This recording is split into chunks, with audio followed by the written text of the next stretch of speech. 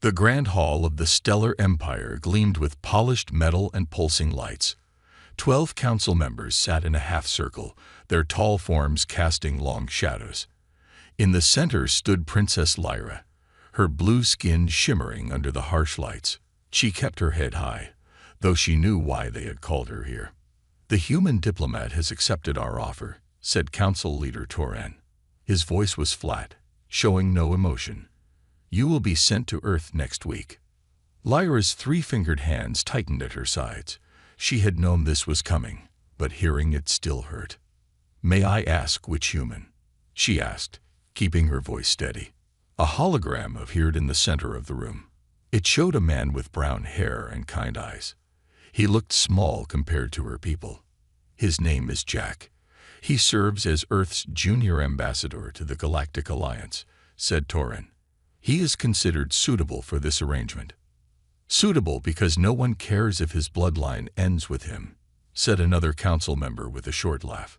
"Just as no one cares if yours does." Lyra did not respond. She had heard worse in the past 10 years, since the tests had shown she could not have children with any male of her species. In the Stellar Empire, this made her useless. Royal blood meant nothing without the ability to pass it on. "Do not look so sad, Princess," said Toran, using her title like it was a joke. "The humans do not know you are barren. They think this marriage honors them. They are still new to space travel and eager to please the older races." "Does the human know I cannot have children?" Lyra asked. "We did not tell them." "It does not matter. This marriage is just for show," said Toran. "It will keep Earth happy while we use their planet's resources." Lyra looked at the hologram again. Jack's face seemed kind, but that meant nothing. Once he learned the truth, he would surely treat her with the same scorn her people did. "You leave in 7 days," said Toran. "A servant will help you pack. Remember to behave well on Earth. You may be useless for breeding, but you can still be useful for politics." The council dismissed her with a wave. Lyra walked out with her head high, though inside she felt hollow. 1 week later, Lyra stood in a small room at Earth's main spaceport. Outside, a crowd had gathered to see the alien princess who would marry one of their own. The air felt thick and warm compared to her home world. The door opened, and Jack walked in. He was shorter than her by a head, but his shoulders were broad. He wore a formal Earth suit and looked nervous. "Princess Lyra," he said with a bow. "Welcome to Earth. I hope your journey was comfortable." Lyra studied him. His voice was deeper than she had expected. "It was adequate," she said coldly. Jack nodded, seeming unsure what to say next. "I've prepared a home for us. It's not a palace, but I hope you'll find it pleasant." "It does not matter where I live," said Lyra. "This marriage is just politics. We need not pretend otherwise." Jack looked surprised. "I understand this is arranged, but I hoped we might become friends, at least." Lyra almost laughed. Friends? Did he not understand what she was? What this marriage meant? "You don't know what I am, do you?" she asked. "You're Princess Lyra of the Stellar Empire," Jack said simply. "And soon, you'll be my wife." Lyra turned away. Let him keep his illusions for now. Soon enough, he would learn the truth that he had been given damaged goods, a princess with no future, the last of her bloodline. The marriage would take place tomorrow. After that, she would see what kind of man this human really was. Jack's home sat on the edge of the city, where tall buildings gave way to green hills. It was small by royal standards, just 6 rooms, but each space was warm and filled with color. Lyra stood in the living room, taking in the strange items around her. "This will be your home now," Jack said, setting down her bags. "I know it's not what you're used to." Lyra touched a plant with red flowers. "What is this?" "Roses. From my mother's garden." Jack smiled. "They reminded me of the star clusters near your home world." Lyra pulled her hand back. Why would he try to make her feel welcome? Did he not understand this was just politics? "Your sleeping chamber," she asked. I'll show you the bedrooms. There are two. Jack led her down a short hall. This one is yours. He opened a door to a room with a large bed and blue walls. I read that your people prefer cooler temperatures, so I installed extra cooling in here. Lyra stepped inside, surprised. He had prepared for her comfort. My room is across the hall, Jack continued. The bathroom is at the end. I know your bathing customs are different, so I got some mineral salts that might be similar to what you use. Lyra stared at him. Why are you doing this? Jack looked confused. Doing what? Acting like this is real. Like I matter. Jack's face softened. Because you do matter, Lyra. I know this marriage was arranged, but we'll be living together. I want you to be comfortable. Lyra turned away. His kindness was worse than cruelty. It gave her hope where there should be none. 3 days passed. Jack went to work at the Earth Embassy each morning, leaving Lyra alone. She explored the house, studied human books, and watched their strange entertainment programs. On the 4th night, Jack brought home food in paper bags. I thought we could try something different, he said, unpacking boxes. This is called pizza. It's a popular Earth food. Lyra sat at the table. The food smelled strong but not unpleasant. How was your day? Jack asked as they ate. I learned more about your planet's history, Lyra said. Your people fought many wars. Jack nodded. We did. We still struggle sometimes, but we're trying to be better. My people think humans are primitive, Lyra said, watching his reaction. Jack took another bite of pizza. Maybe we are in some ways, but being advanced technologically doesn't always mean being advanced in all ways. Lyra put down her food. Do you know why they sent me to marry you? Jack looked at her carefully.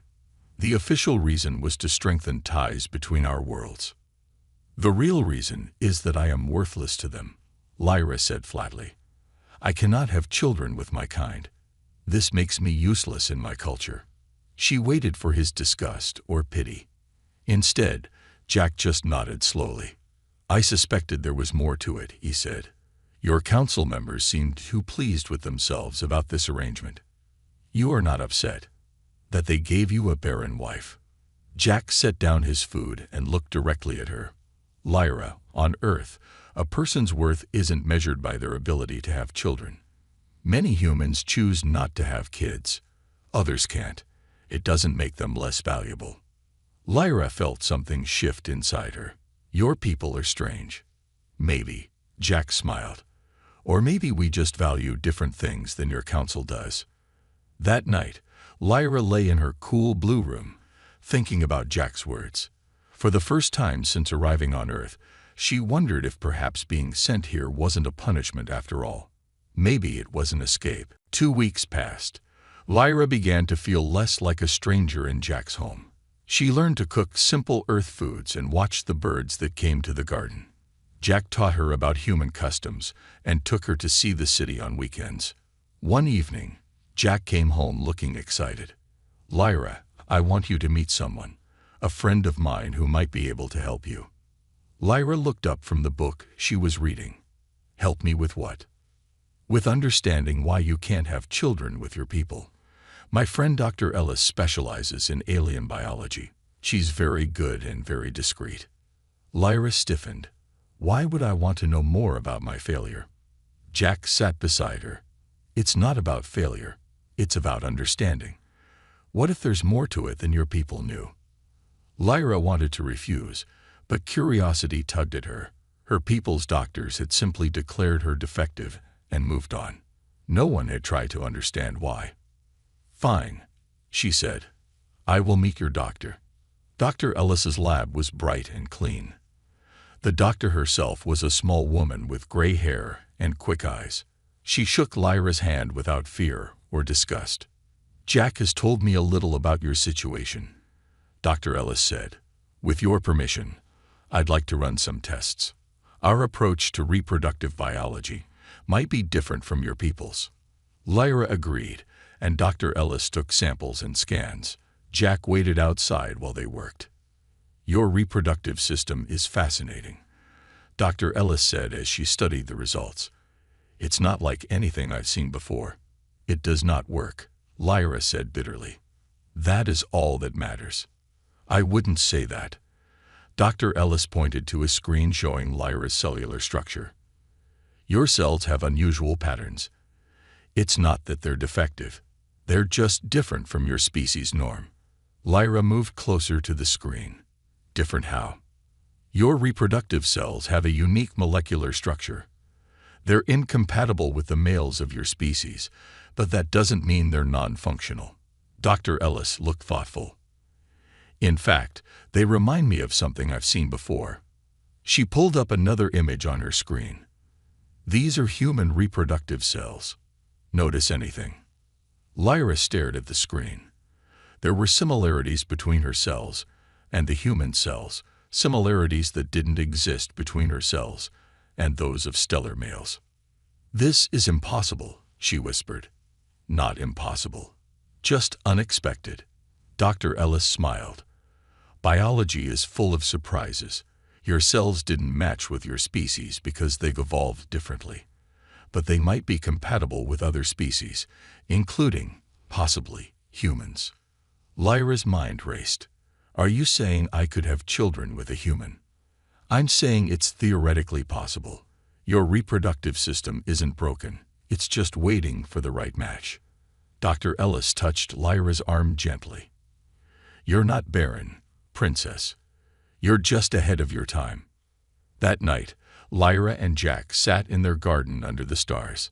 Lyra told him everything Dr. Ellis had said. So your people were wrong about you, Jack said when she finished.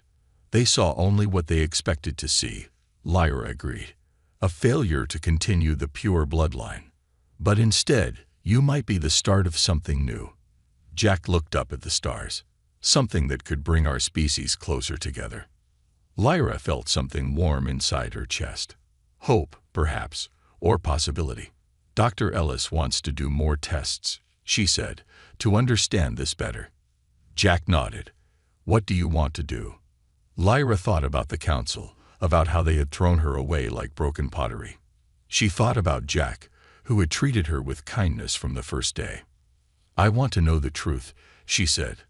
I want to prove them wrong. For the first time since coming to Earth, Lyra smiled. The stars above seemed brighter somehow, full of new possibilities she had never imagined. A month passed. Lyra spent many hours at Dr. Ellis's lab, learning about her unique biology. At home, things with Jack were changing. Small touches lingered. Conversations stretched late into the night. Lyra found herself watching Jack when he wasn't looking, noticing the kindness in his eyes and the strength in his hands. One evening, they walked along the river that ran through the city. Lights from tall buildings reflected on the water. I received a message today, Jack said as they stopped on a bridge. From the Stellar Empire. Lyra tensed. What did they want? A delegation is coming to Earth next month to check on our alliance. Jack looked at her.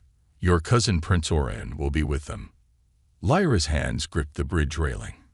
Prince Orion had been her intended mate once, before the test showed she was barren. He had rejected her publicly, calling her bloodline tainted. I do not wish to see him, she said quietly. Jack placed his hand over hers. You don't have to if you don't want to. But maybe it's a chance to show them how wrong they were about you. Lyra looked at Jack's hand covering hers. His skin was warmer than hers, a different shade. Yet they fit together well. You would stand with me, she asked. Always, Jack said simply.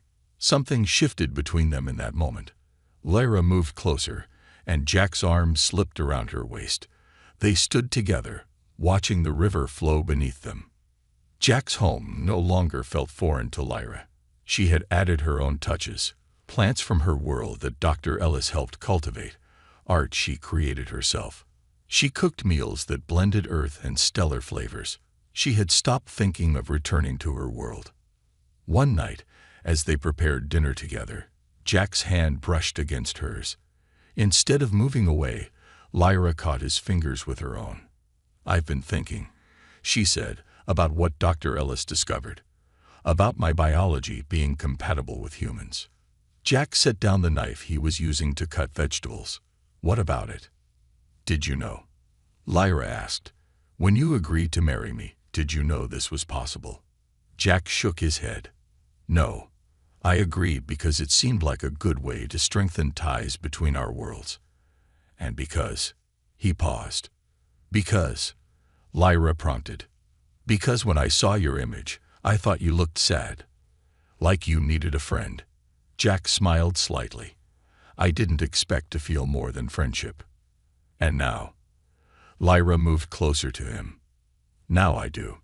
Jack's voice was soft. Feel more, I mean. The kitchen was quiet except for the sound of their breathing. Then Lyra did something she had thought about for weeks. She leaned forward and pressed her lips to Jack's in the human gesture of a kiss. The day the stellar delegation arrived, Earth's sky was bright blue. Jack and Lyra stood together at the spaceport, waiting. Lyra wore a dress that combined Earth and stellar styles, her blue skin complemented by the deep red fabric. Are you ready? Jack asked, squeezing her hand. Yes, Lyra said. They sent me away thinking I was worthless. I want them to see that they were wrong. The ship landed with a soft hiss. The door opened, and tall blue figures walked out. At the front was Prince Orion, his face cold and proud. When he saw Lyra holding hands with Jack, his eyes narrowed. Princess Lyra, he said, his voice carrying across the landing pad. I see you have fully embraced your situation.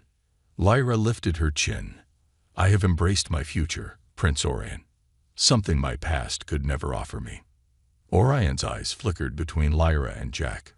We have much to discuss about the future of our alliance. Yes, Lyra agreed, standing tall beside Jack. We certainly do. 3 days after the stellar delegation arrived, Lyra woke feeling strange. Her body felt different, warmer than usual. She sat up in bed, trying to understand what was happening. The bedroom door opened, and Jack looked in. Are you okay? You slept late. I feel odd, Lyra said. I should see Dr. Ellis. Jack drove her to the lab. Dr. Ellis ran tests while Jack waited outside, worried. Lyra lay on the examination table, watching Dr. Ellis's face as she studied the results. Lyra, Dr. Ellis said finally, I need to show you something.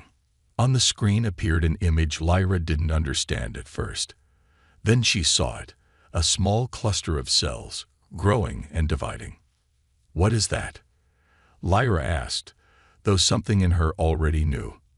That, Dr. Ellis said with a smile, is your child. You're pregnant, Lyra. Lyra stared at the screen. How is this possible? Just as we theorized.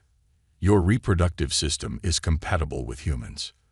Dr. Ellis touched Lyra's hand. It's early, but the embryo looks healthy. It's a hybrid of your DNA and Jack's. Tears filled Lyra's eyes. A child. My child. Something her people had said was impossible. Dr. Ellis nodded. The first human stellar child ever. You're making history, Lyra.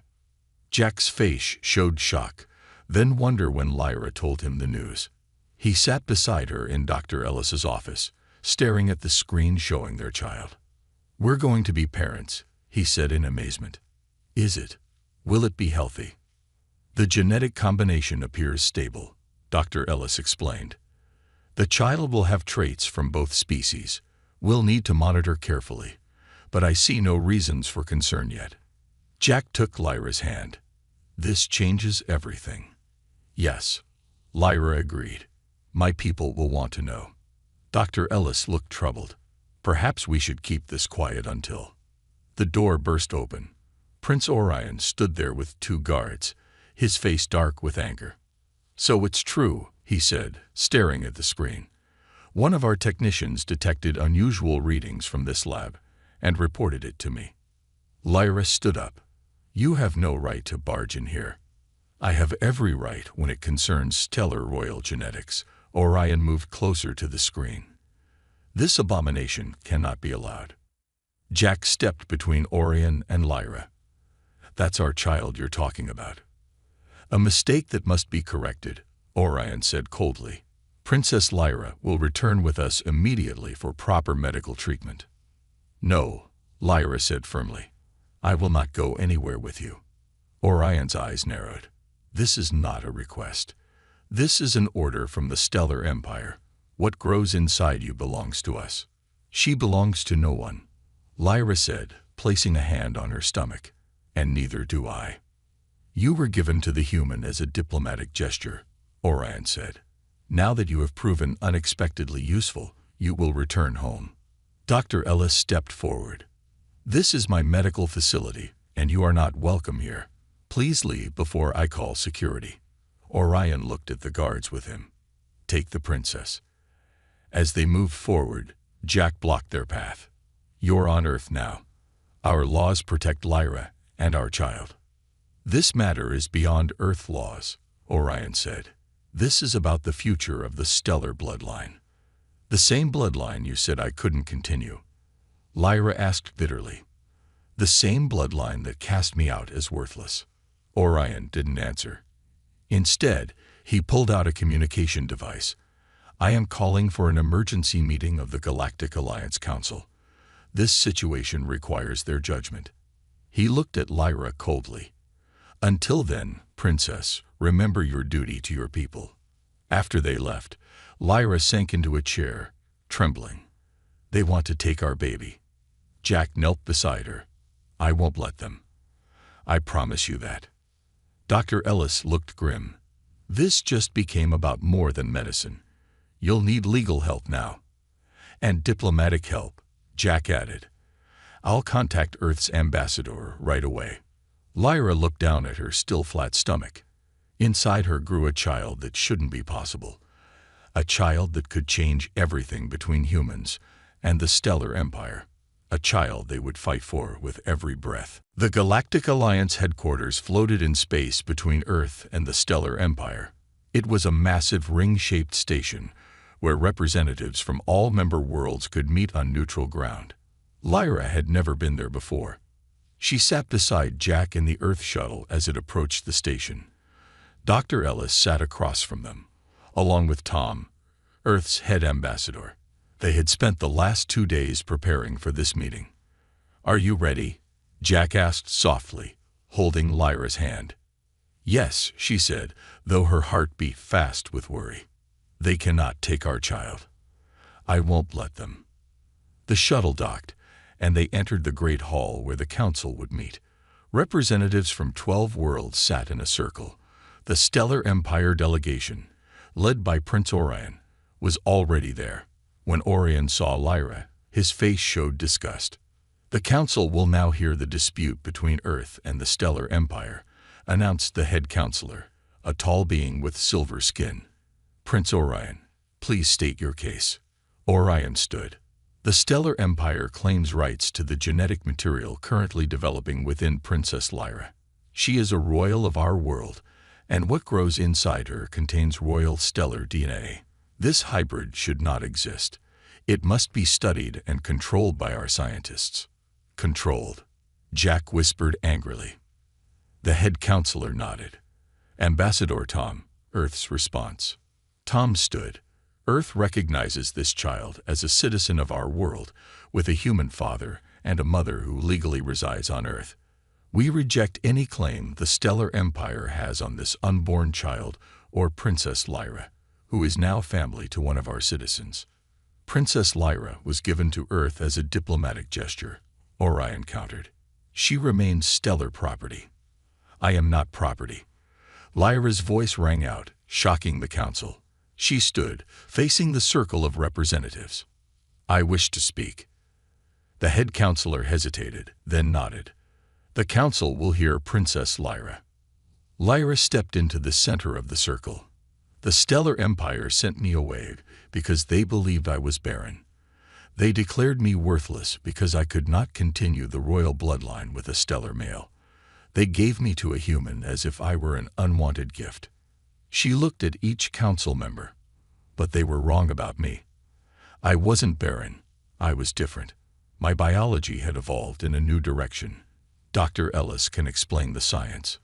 Dr. Ellis presented her findings, showing images of Lyra's unique cellular structure and how it matched with human DNA.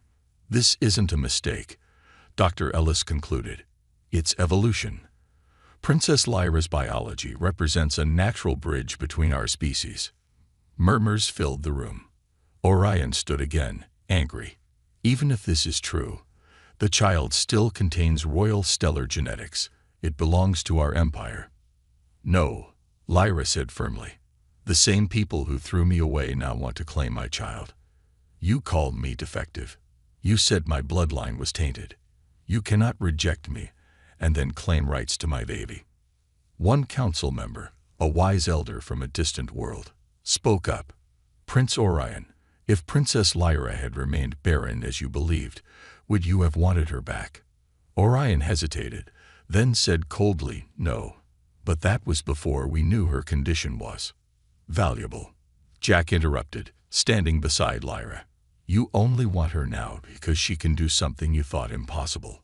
The head counselor raised a hand for silence. This is a complex matter. Princess Lyra, what do you want? Lyra stood tall, her hand protectively over her stomach. I want my freedom. I want to raise my child with Jack on Earth. I want the Stellar Empire to acknowledge that they were wrong about me. She looked directly at Prince Orion. You sent me away believing I was the end of my bloodline. Instead, I am the beginning of a new one that will bridge our worlds rather than keep them apart. The council chamber fell silent. All eyes were on Lyra as she stood proudly, no longer the discarded princess, but a woman fighting for her future. The Galactic Alliance Council debated for hours. Representatives from all 12 worlds spoke, some supporting the Stellar Empire's claim, others defending Earth and Lyra's right to choose. Through it all, Lyra sat with her head high, Jack's hand firmly in hers. Finally, the head counselor called for silence. We have reached a decision. The great hall grew quiet. Lyra felt her heart beating fast. The council recognizes that Princess Lyra is a free being, not property to be given or taken, the head counselor announced. Her child represents a new evolutionary path that neither Earth nor the Stellar Empire could have predicted. Prince Orion started to object, but the head counselor raised a hand to stop him. The child will be recognized as a citizen of both worlds, with full rights and protections under galactic law. The Stellar Empire has no special claim to this child beyond what any world has to its citizens. Relief washed over Lyra. She squeezed Jack's hand tightly. Furthermore, the head counselor continued, this council recommends that both Earth and the Stellar Empire establish a joint scientific program to study this evolutionary development, with Princess Lyra's willing participation if she chooses to give it. The head counselor looked directly at Lyra and Jack. Your child represents something rare and valuable, a natural bridge between two species. This may be the beginning of a new chapter in galactic history. As the meeting ended, Prince Orion approached Lyra, his face tight with anger and something else, perhaps regret. You may have won today, he said quietly, but this is not over. The Empire will be watching. Let them watch, Lyra replied. Let them see what they threw away and what I have built instead.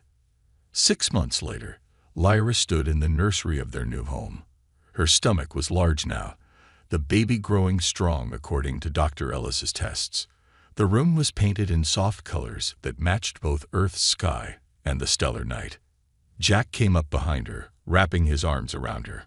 The ambassador says we've had 3 more requests from stellar families wanting to visit Earth for medical consultations. Lyra smiled. So I'm not the only one. Dr. Ellis thinks there might be many others like you, stellar people whose biology is shifting toward compatibility with humans. Jack rested his hand on her rounded belly. You're just the first to discover it. Because they sent me away, Lyra said softly. Their mistake became our miracle. She turned in Jack's arms to face him. The council sent a message today.